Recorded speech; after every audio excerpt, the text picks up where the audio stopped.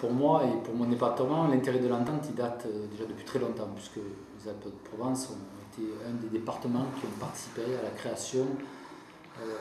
de l'entente pour la forêt méditerranéenne, ce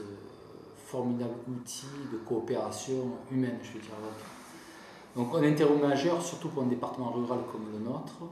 où on a la nécessité de partager des expériences avec d'autres départements et aussi d'agrandir le spectre de nos activités pour mettre en commun, pour mutualiser à la fois des expériences mais des formations également. Donc l'intérêt pour la formation, il est aussi un intérêt d'uniformité de la formation de l'ensemble des départements qui concernent l'entente. Donc d'où l'importance de l'entente, de ce lieu central qui peut assurer un tronc commun des formations et puis se garantir une formation, on va dire, la même formation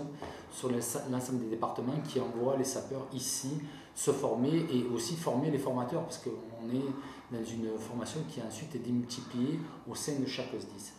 Pour nous, département des Alpes-de-Provence, cette formation est très importante aussi dispensée ici parce qu'on bénéficie aussi de l'expérience d'autres départements qui ont en termes opérationnels l'activité beaucoup plus importante que la nôtre et aussi en termes d'utilisation de logiciels, d'utilisation de moyens, c'est une chose très importante. Et puis moi aussi, dans le cadre de la nouvelle délégation qui m'a été donnée par le président, il était pour moi très important aujourd'hui, dans le cadre de l'ouverture de cette nouvelle mandature, de venir rencontrer les équipes, de connaître leur parcours, d'échanger un petit peu sur les femmes et les hommes qui composent l'équipe de l'école. L'activité opérationnelle du SDIS Alpes-de-Provence, on a le privilège, je vais dire, de pouvoir intervenir sur tous les types de risques. Je crois qu'il n'y a que le risque submersion que nous n'avons pas, marine, parce que nous sommes soumis à tout type de risque, donc une activité très importante. Puis nous avons été rattrapés par l'actualité cette année avec le crash du Boeing de la Germanwings, ce qui prouve encore que même si on envisage tout type de scénario dans le temps, on doit être quand même prêt à aller au-delà de nos missions, parce que ce que je peux dire aussi, c'est que nos missions de secours qui ont été très vite arrêtées, puisque malheureusement il n'y avait pas de survivants dans cette catastrophe, nous avons été amenés à mettre en place tout le suivi, notamment psychologique, et pour la mise en place de l'accueil des familles, comme quoi vous voyez, un SDIS doit être prêt à tout et à tout le type d'intervention pour pouvoir subvenir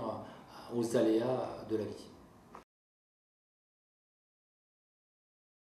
En tant que président du SDIS des Alpes-de-Provence, mon intérêt pour les pompiers il est venu avant tout de la confiance que m'a donné le président du conseil départemental, le conseil général à l'époque, c'était en 2012,